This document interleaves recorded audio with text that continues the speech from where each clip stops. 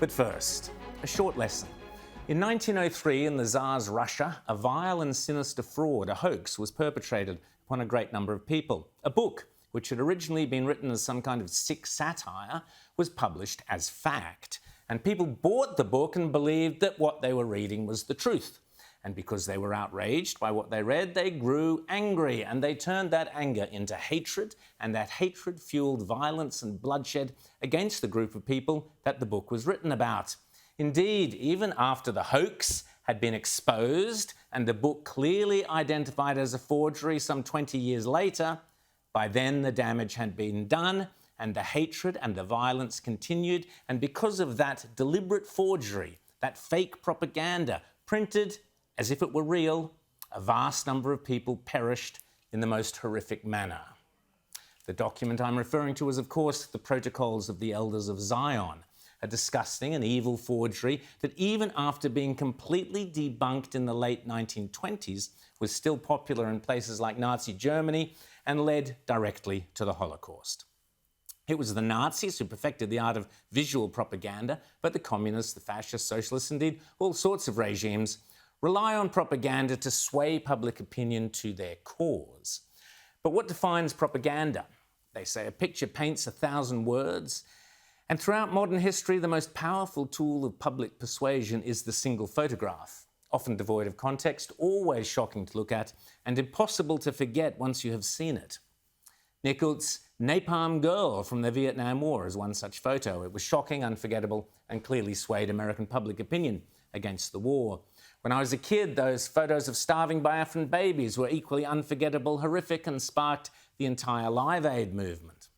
Back then, the Pulitzer Prize and other photography prizes were awarded to such photographs as the Tank Man of Tiananmen Square because they captured the unpalatable truth of a situation. In the days before iPhones, the ability to capture a moment on film was incredibly powerful and rightly recognised as such. But now, alas, and this week proved it, we have entered a very dangerous world where news outlets are happy to show photographs that are presented in a way every bit as phony and as sinister as the forgery of the Protocols of the Elders of Zion. And for that, and for what seems to me to be the very same purposes. A week ago today, the New York Times, once but certainly no longer one of the most respected newspapers in the world, published the image on its front page of a child with a caption that said the boy had been born healthy before suffering malnutrition in Gaza. When I viewed the picture last Friday, my immediate instinct was that it was basically the modern equivalent of a forgery. It seemed far too posed, too eerily and creepily reminiscent of Renaissance imagery of the Madonna with the baby Jesus. And there was also the nagging feeling that the photo didn't quite make sense. How come the mother looked so healthy, but her baby was supposedly dying of malnutrition? All in all, whilst being horrified by the image, as anyone would be, at such suffering, I nonetheless smelt a rat. But it seems most people in the Australian media did not share my scepticism. The Fairfax press were quite happy to run with the story, and on the ABC, Australia's Prime Minister Anthony Albanese, egged on by top ABC presenter David Spears, specifically cited the photograph of the boy as evidence of Israel's lack of humanity and morality. This young boy, there are various images of him. It has been very powerful. It clearly has stirred a lot of global reaction. I mean, how have these sort of images made you feel personally? Well, it's not just that image, but many of them just break your heart. That's an innocent young boy, and for anyone with any sense of humanity, you have to be moved by that. I tell you what it's a breach of. It's a breach of decent humanity, Israel's right to existence. In my opinion, in that interview, the Australian Prime Minister is guilty of demonising the Israeli people with the libellous suggestion that the horrific visual state of that child is a specific result of Israeli government policies. In other words, the Prime Minister of Australia is guilty, in my opinion, of the gravest of crimes, a blood libel against the Jewish people. Why? Because I was right. That photograph was not what it was purported to be by those who published it. The use that was made of that photo and the captions and commentary that accompanied it around the world were misleading and false.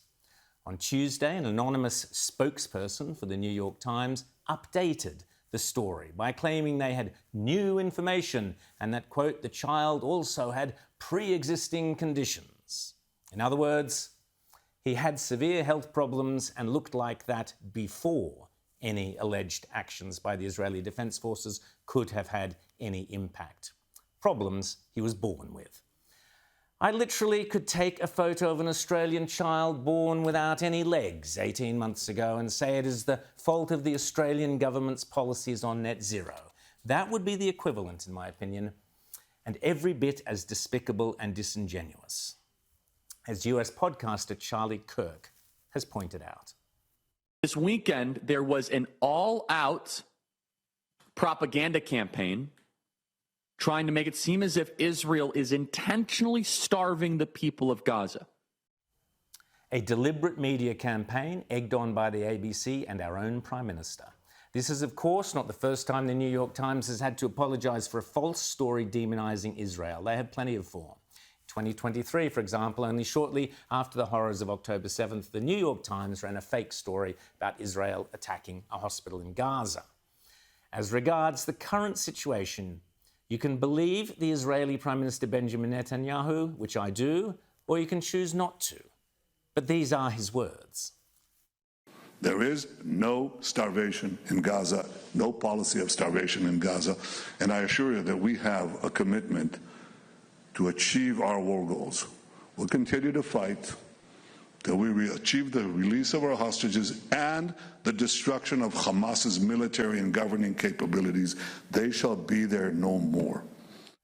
Yet the Australian Prime Minister Anthony Albanese's response to that specific commitment by his Israeli counterpart and our good ally was to dismiss it as beyond comprehension. In other words, Mr. Albanese is all but calling Prime Minister Netanyahu a liar.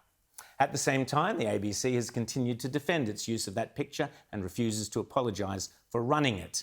As Henry Ergus writes in The Australian, by vilifying Israel, the world is simultaneously ignoring the very genuine famine, the catastrophic levels of hunger affecting over 500,000 people in the Sudan.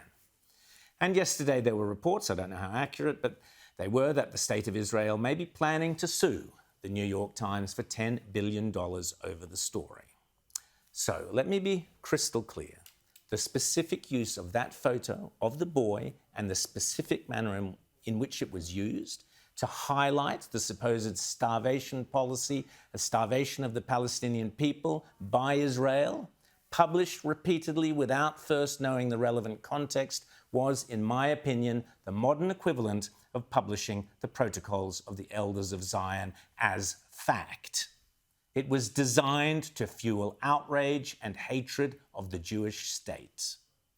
Our Prime Minister, backed by our government-funded public broadcaster, the ABC, have used what is clearly propaganda to perpetuate the idea that Israel is deliberately starving Palestinians, a hideous and disgusting assertion, indeed a blood libel. In another context, the French writer Émile Zola used the words j'accuse to accuse certain individuals of anti-Semitism at the highest levels of the French government during the Dreyfus affair. As far as I'm concerned, unless he unequivocally retracts those comments on the ABC, j'accuse Prime Minister Albanese of perpetrating a blood libel against the State of Israel. He refuses to accept the word of his counterpart, but quite happily relies on a propaganda photograph to demonise Israel in the eyes of the Australian people. He should apologise or resign.